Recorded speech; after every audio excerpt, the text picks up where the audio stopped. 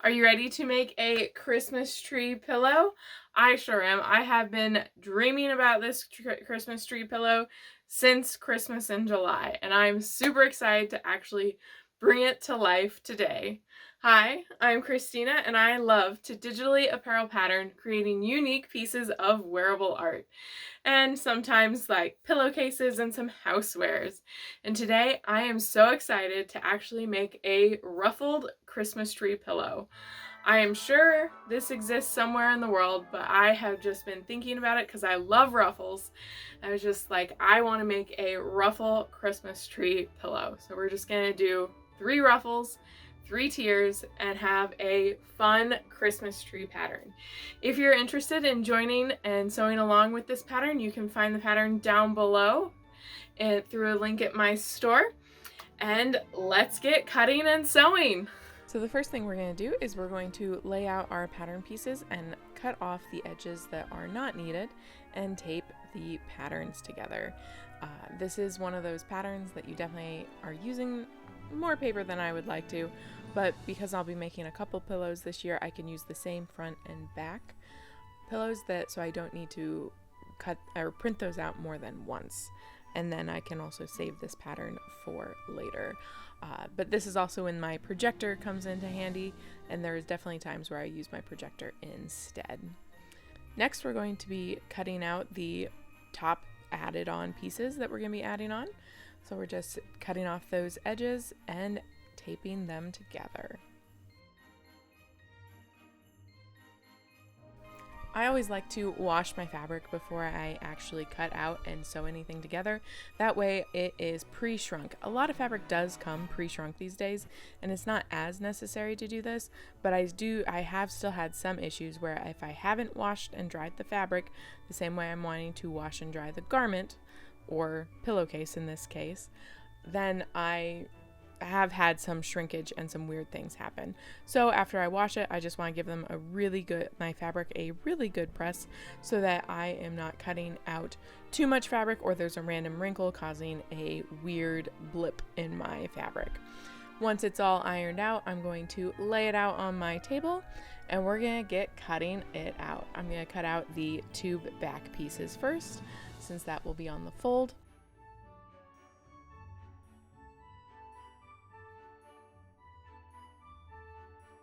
Then I'm going to unfold it and I'm going to cut out my single front piece, lining up my grain.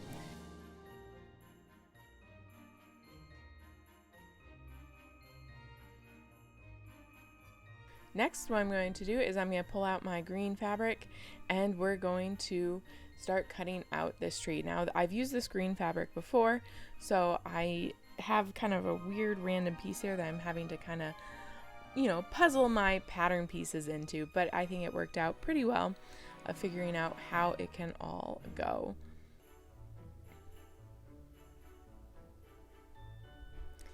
Next, it's on to the actual ruffles. I'm super excited to see how these little ruffles turn out onto my tree and how this pillow will actually look.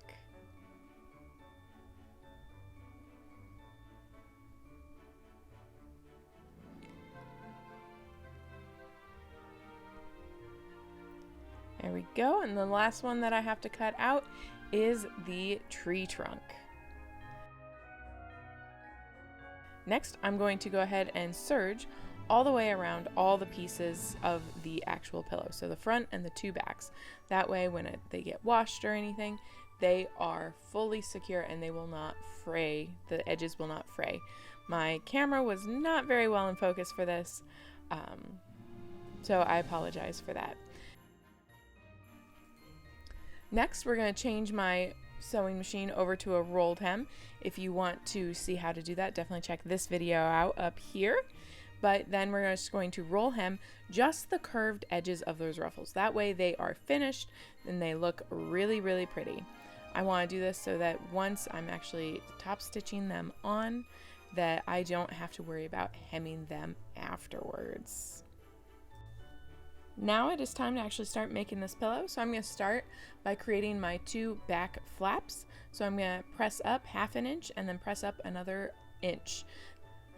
Then I'm going to move to my sewing machine and I'm going to sew an inch from the edge, getting that flap nicely sealed down.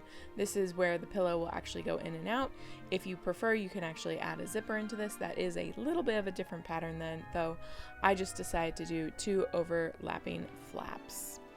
The next thing we're going to do is we're going to get our center or our front piece fixed. So instead of marking with a pen or something, I'm actually just going to iron my pattern piece in half. That way I can use that guideline to center up my tree. Now it's time to lay out the base pieces. So I'm going to put my tree and trunk onto the front of my pillow, and I'm going to pin them down, making sure it's exactly where I want it to go. Then I'm going to start by just zigzagging the trunk on.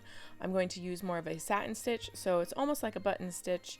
So the zigzag is really close and it's kind of encasing the entire edge of the fabric so it won't fray at all.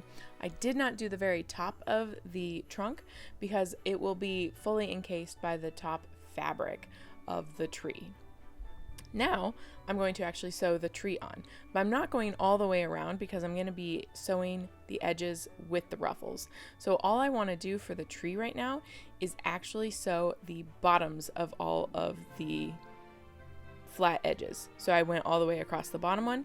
Now I'm doing the bottom of that next ruffle up, and it's just about 2 inches there, and I'm doing it on both sides. And then I'm moving up to the very top bottom that's only like 3/4 of an inch, and I'm only doing that because the other ones are all going to get encased when I put the ruffles on. Once I have those on, I'm going to clip all my threads so that I'm nice working back with a clean. I'm going to lay my pattern back on here and figure out where that mark's coming from for the bottom ruffle because it's the longest ruffle. Then I'm going to match up my ruffle with the bottom of the tree, and I'm going to pin it on, making sure that both of the edges are fully encased. So when I do the satin, or right on top of each other, so that when I do that satin stitch, they are both being encased. So now that I have them, I'm going to do that satin stitch. Make sure your needle is threaded. I'm going to do that satin stitch all the way up one side. And then when I get to that top, I'm going to pivot it and go back down the other. Now you want to make sure you start with the bottom ruffle first. You can start with the other ones, but this way the fabric won't be in your way and you will have a much easier time. So now I'm going to line up the second ruffle, line up the 2 edges of the corner, line up the centers.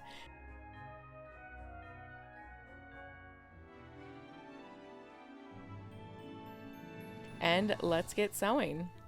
Again, we're using that satin stitch, encasing both the top and bottom layer and twisting, and then going back down the other side, making sure both layers are going to be fully encased.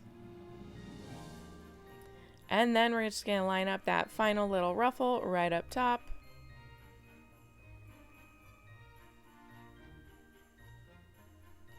And sew it together.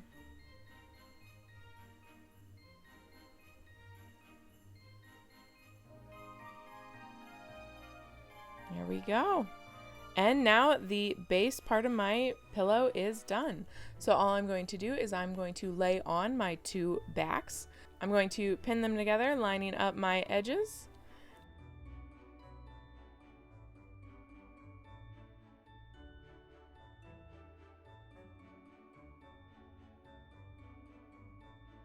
And then once I'm happy with that, I'm just going to go ahead and do a 5/8 inch seam all the way around the entire pillow.